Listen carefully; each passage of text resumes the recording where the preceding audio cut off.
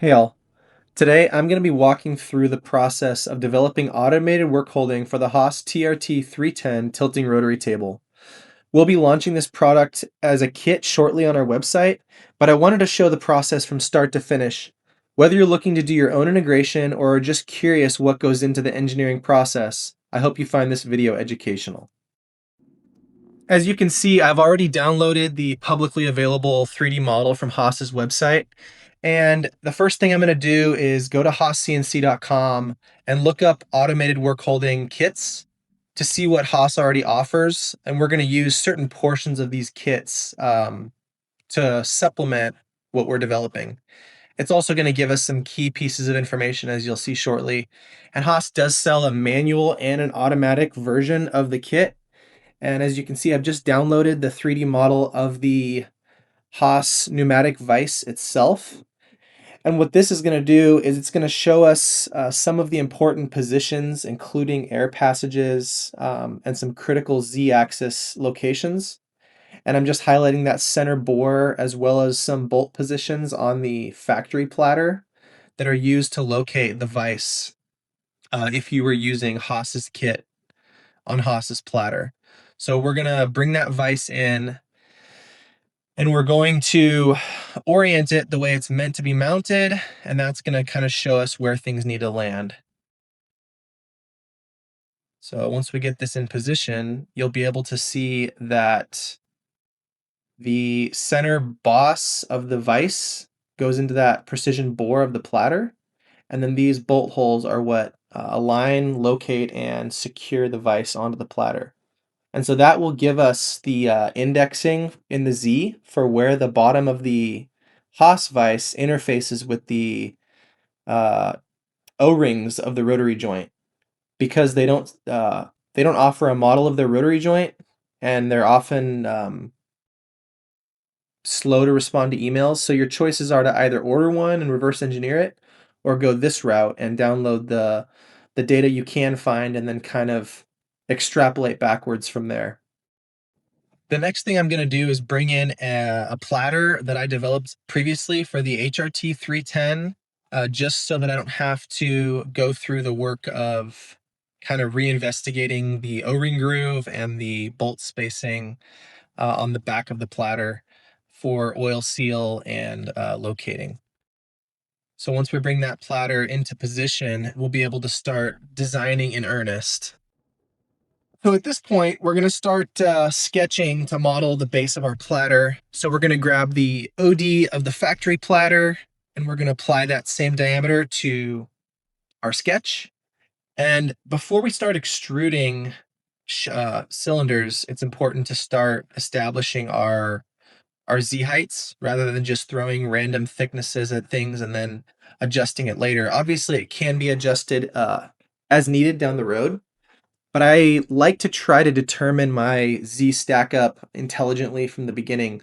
So what you're seeing here is that I'm pulling in the Schunk platter that we're going to be working with, and I'm also kind of orienting myself to the location of the HAAS vise, just to establish kind of where the air passages are located.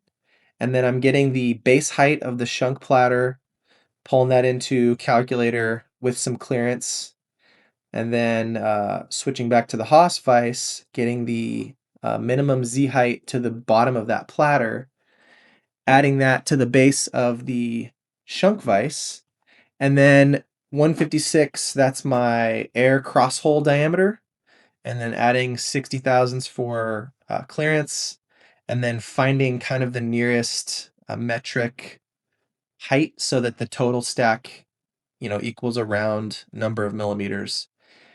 And we will come back and adjust this later, but that gives us a starting point.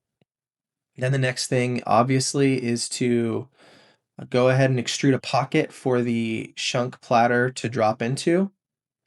And then once we've extruded that depth, we will misclick a couple times and then go ahead and joint the clamping module. And that's kind of our initial positioning right there. So then The next thing is to kind of start thinking through the air system, and this is going to be done in a few pieces. But the first part is kind of like we've talked about a couple times now, establishing that Z indexing based on where the HAAS vise sits, so that we know the rotary joint with its face mating O-rings will mate against our platter. And so as you can see, we've got that set. And now we're going to go ahead and analyze the distance to make sure we have enough room for our cross holes and enough clearance on either side of the cross hole, sketch a mid-plane, and then start getting ready to build our cross holes for air passages. And I'm going to stop at this point and establish our bolt hole positions to bolt the platter to the table. This rotary uses 1/2-13 socket head cap screws, so you'll see me kind of jump back and forth between Fusion and probably McMaster to get some bolt dimensions. But and you know, I don't like to use a ton of bolt clearance. It's just a pet peeve of mine. If I'm using a 1/2 inch bolt, I don't see any reason to drill a 531 hole. I usually like to go with 510. 10 over, in my experience, has been plenty sufficient. And in cases like this, it often gives you more feature clearance, and it prevents chips from working their way down inside of gaps between the heads of bolts and the pocket that you extruded. So as you can see, just getting our bolt head diameter worked out here. And then because the heads of those bolts have broken through into our locating bore, we're going to go ahead and just take a second and extrude some cuts so that those break out straight instead of arc segments. And so you see me doing some circular patterns to reproduce that pattern, and then throw some radiuses on there just so that nothing ends up sharp. And once that is complete, we can move on to the bolt pattern for our Schunk clamping module. Now these Schunk modules all use M8 socket head cap screws. So we're going to go ahead and project our locations based on the Schunk model, and then we'll use the hole feature in Fusion to get those holes extruded. And I always go with modeled holes because I don't like the way they look if you just leave them as a graphic. But I know modeling does take more computing power, so it's kind of a personal preference. But I like everything fully defined and fully modeled. And then the final step here for locating this Schunk module is going to be grabbing the 9mm clocking pin and extruding that down, and that's what holds this module from rotating and gives it its rotational accuracy. And now we can finally move on to the air passages, which is definitely the most daunting part of this project if you've never done it before. But in reality, it's actually not that challenging. Once you do it once, you'll see that it's kind of rinse and repeat. Of course, you do have to be comfortable with deep hole drilling on your machines if you're going to build your own work holding platters. And if you don't have high pressure coolant through the spindle, that is a long, slow, and tedious process. But if you do have high pressure coolant, deep hole drilling is nothing to be afraid of. Um, like I said, once you do it once, it's pretty straightforward. So we're grabbing our coolant passages from the rotary joint based on the HAAS vise. I feel like I've said this half a dozen times, but trying to keep the flow clear here.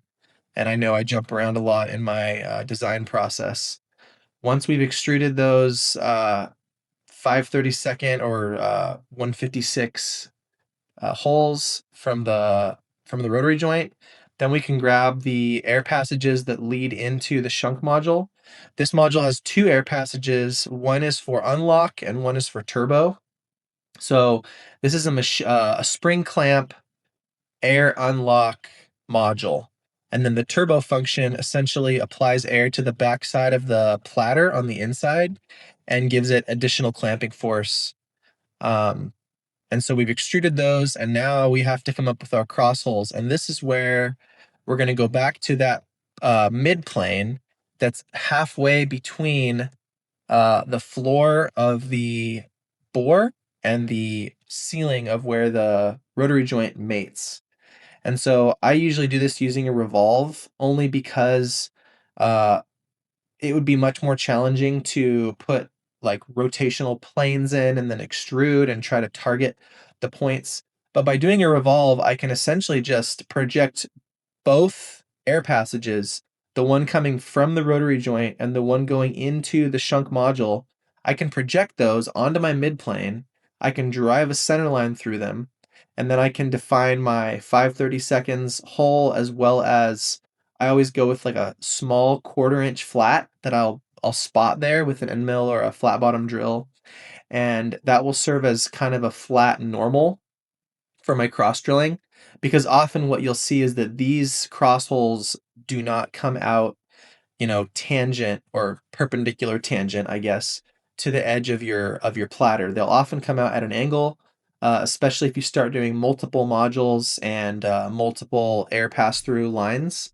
So it's essential to kind of best practice to get used to counterboring these.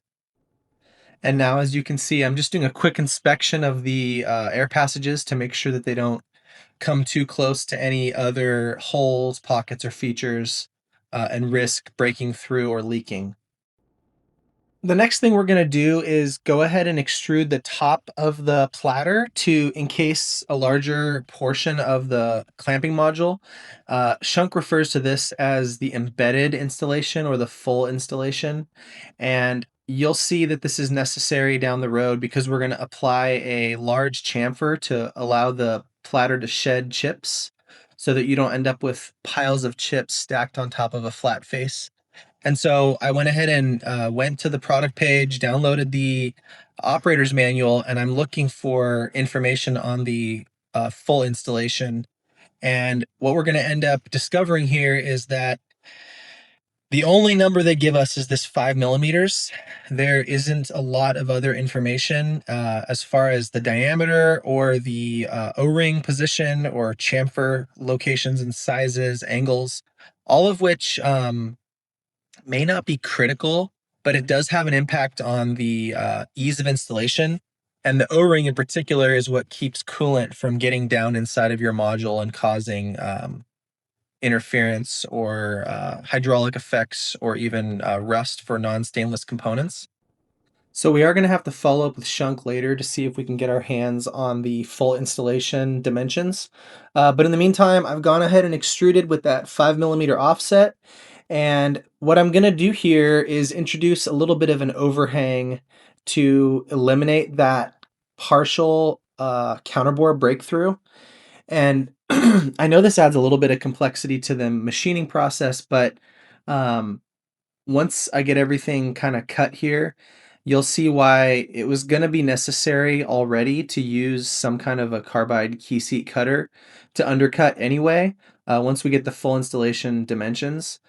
So I decided to go ahead and introduce the overhang just to clean up the design. And so now what I'm doing is introducing that undercut to kind of clear a portion of the bearing. As you can see, I'm just doing it visually to match the drawing in the Schunk literature.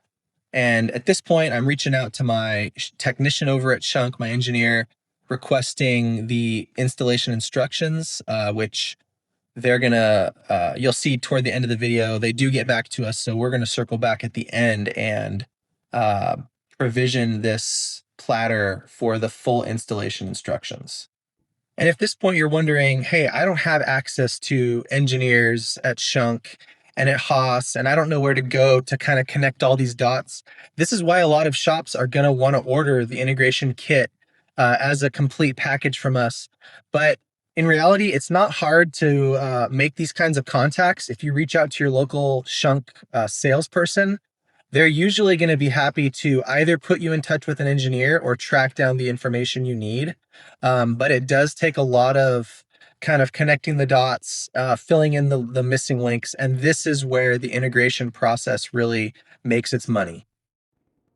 So at this point, we'll go ahead and finish clearing this bore, and we'll move on to importing some hardware just to have everything fully represented. As you can see, we've got everything in place. There's a section view of what we have so far. We're going to hop over to McMaster and download a couple of 1032 set screws. This is what I use to plug the outside of the air passages where we've drilled the cross holes. 156, which is what we've drilled through, is the perfect minor diameter for a 1032 tap. So usually what I do for these platters is I'll take some 1/2 inch long 1032 set screws and just cover them with Loctite and install them so that they create an airtight seal, which we test in-house. Just getting those models downloaded from McMaster along with some 1/2 inch 13 socket head cap screws for mounting, delete all the extra sketches, get my appearances set up the way I want them so that we can render at the end of this, and then pull that hardware in. As you can see, I'm positioning the set screws, and we're only going to need 2 of them for this platter because it's a pretty simple build. Because I'm lazy, I'm just going to do a pattern and then a rigid group to maintain the position of those set screws. And then we'll move on to the 1/2 13 bolts. Join that, do a circular pattern, and rinse and repeat. And then we'll move on to the large chamfer on the outer edge of the plate. There's really no magic here. It's just taper to shed chips like we talked about earlier. So you just play with it until you get it, close enough to your set screws and close enough to the outer edge of the pallet clamping module that everything is nice and tight. Before we finalize our design, we have to vent these cylinders. Because we've gone with the embedded installation, the entire assembly is locked behind an O-ring. And so the installation instructions require you to vent everything. So the first attempt that you see me doing here was I thought I would get clever with some tapered air passages. And so that's what I did. I matched the taper of our chamfer and I revolve cut them using the same 5/32 drill. Then I realized that I still needed to add the backside detail, this O-ring groove and the chamfer and the oil passage, as well as the precision centering bore that slips over the boss on the rotary table itself. And once I did that, I had to adjust the angle of my air passages to make them deconflict with the backside detail. Now, at this point, I thought I was done other than the embedded install dimensions that I was waiting on from Schunk. But all of this effort I put into these tapered vents ended up being needless. I completely redesigned them later in the video. But because I thought we were at the end of our guide here, I jumped over to HAAS's website just to outline the items that have to be purchased from HAAS in order to complete this kit. So looking at the automatic kit on HAAS's website, you have to purchase the rotary union, the steel braided air hose assembly, the copper air lines, the solenoid, the foot pedal assembly, and the cable assembly. And so just doing some quick math here, these items add up to about $1,940 plus possibly tax and shipping. So at this point, I heard back from Schunk with the installation design. So I'm going to go back and provision. The first thing we have to do is correct the diameter. There's a little bit of clearance because the actual locating is done by the lower portion of the module. So just going to adjust that diameter real quick and then move on to the clearance. You may remember that previously I just did it visually. So now we're going to pull the dimension off of the print, which calls for an offset of 18 millimeters. And then we'll go ahead and revolve the O-ring groove, add the corner radiuses and a couple chamfers. Now at this point, I walked away from the project for a little while, and as so often ends up happening, when I came back to it, I had an inspired idea to avoid the tapered vent drilling. I realized that the counterbores for these socket head cap screws, they break out into the main bore. And so there's no reason not to just vent through the counterbore. So that's what I'm doing here. I did have to play with the counterbore depth in order to sink the screws a little lower and get the holes off of my taper. But in the end, I found a much cleaner configuration for this process of venting underneath the Schunk module. The next thing I decided to do was to adjust the depth of my bore to match Schunk's required spec. Now, this may not be necessary. I often only leave about 10 thousandths of clearance under my Schunk clamping modules, but because there was a depth call out, I didn't want to risk introducing any pneumatic issues down the road. So I changed the depth, which of course broke a bunch of things that I had to go back and fix and repair. But in the end, I was able to come up with a finished height of about 84 millimeters, which I'm really happy with. It's quite a bit shorter than anything you could do on top of the stock factory platter. So that right there is our finished product. This is ready to be fabricated and installed with the remaining HAAS components. Here's a little rendering that I mocked up for your enjoyment. And I also went ahead and did a 4 module design just for kicks, since this rotary is big enough to handle it. If you like this video, please subscribe to our YouTube channel for more content in the future. And if you're interested in this product, it'll be going live on our website sometime in the next couple weeks, so watch for that at westernmold.net. Thanks.